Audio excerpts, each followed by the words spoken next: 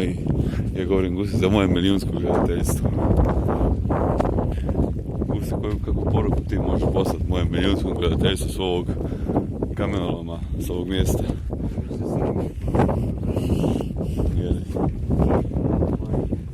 Žitelji Rapa Nui.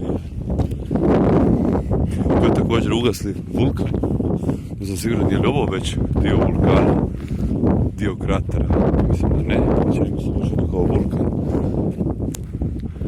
Ti gusti.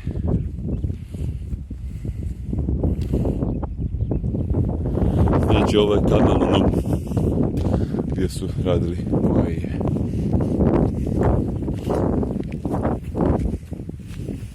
Mi gusti kao Hrvati malo brži od ovih čiranaca tamo s nama. Samo nas usporavio ova vodičkinja. Da, ovdje se vidi da je kamenolom. Ovdje se točno vidi da je kamenolom. Da su ih tu vadili stijene za Raber, napraviti Maije.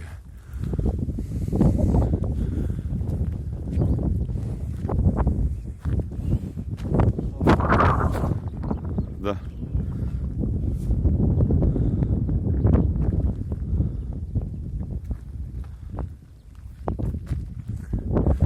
Evo, gusi mog suputnika, vjernog pratitelja na ovome putovanju. Vidiš ovaj ležno dovršen.